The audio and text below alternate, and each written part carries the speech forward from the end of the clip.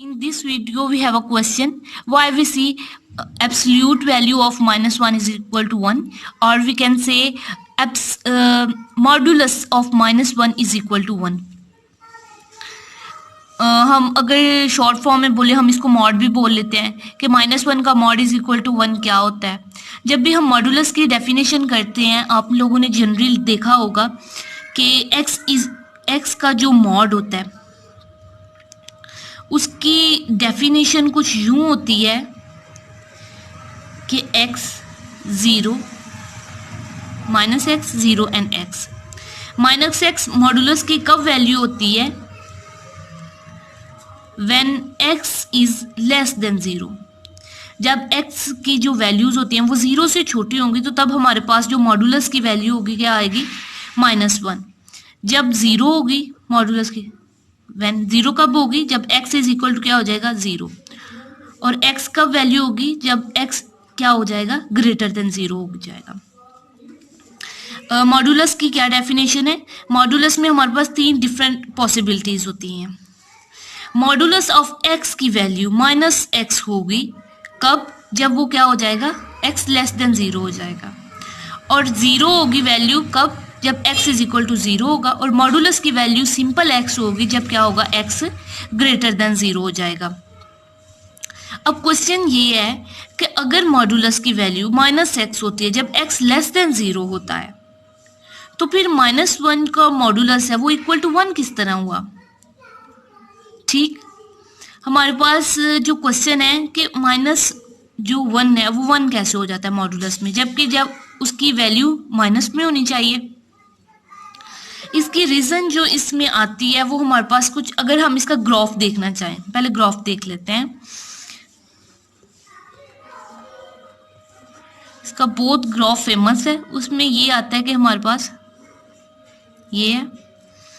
अगर हम शिफ्टिंग ना करें, सिंपल कहें कि y is equal to x का मॉड हमारे पास है तो वो यूं होगा, यूं बनेगा. ये दरम्यान में हमारे पास एक कॉर्नर पॉइंट आएगा 0 पे. ठीक, ये हमारे पास क्या हो जाएगा? इसका ग्राफ बनेगा. ये नंबर लाइन पे ये x एक्सिस है, ये हमारे पास क्या आ जाएगा? y axis. ठीक, हमारे पास नंबर लाइन का आपको पता होगा, जब हमारे पास नंबर लाइन में 0 से स्मॉल वैल्यूज होंगी, -1 जब 0 होगी 0, और जब ग्रेटर देन होगी तब हमारे पास क्या आ रहा है? x वैल्यू आ रही है. अब हम लोग देखेंगे कि ये हमारे पास वैल्यू -1 का मॉड 1 के इक्वल किस तरह होता है. अच्छा, जब उन्होंने कहा है कि अगर हमारे पास आ जाए क्वेश्चन हमारे पास हो 3 का modulus of 3 is equal to what. अब हमारे पास अगर हम लोग नंबर लाइन में देखें 0 -1 -2 -3 -4 1 2 3 4. अब हम देख ले हैं कि ये हमारे पास जो वैल्यूज हैं 0 से ग्रेटर देन है, x जो है इसमें ग्रेटर देन है 0 से, तो हमारे पास ये क्या आएगा? सिंपल x ही इधर हमारे पास क्या आ जाएगा आंसर में? Simple x. हमने डेफिनेशन में पढ़ा है कि जब हमारे पास ग्रेटर देन वैल्यू 0 से ग्रेटर देन x की वैल्यू तो क्या आ जाएगा? x सिंपल आ जाएगा. सिंपल इसके अंदर वाला मॉड्यूल आ जाएगा. अगर लेस देन होगी तो फिर ये -7 आएगा. ठीक, अगर हम 0 का मॉड्यूल लेते हैं तो डेफिनेशन का सेकंड वाला पार्ट यूज हो रहा है, हमारे पास क्या आंसर हम ले आएंगे? 0 ले आएंगे. अब आ जाते हैं लॉस्ट थिंग की, और जिस चीज़ को हम रिक्वायर है वो हमारी क्वेश्चन है. अगर हमारे पास -1 का मॉड्यूल है तो वो क्या आएगा?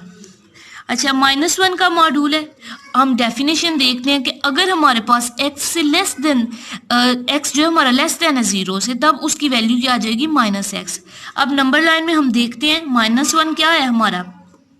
लेस देन है 0 से स्मॉलर है, तो हम लोग क्या करेंगे? इस पर डेफिनेशन अप्लाई करेंगे माइनस और अंदर x की वैल्यू -1. इससे हमारे पास क्या आ जाएगी? 1 value. Now we can say that -1 का जो मॉड्यूल है वो इक्वल किसके है? 1 के.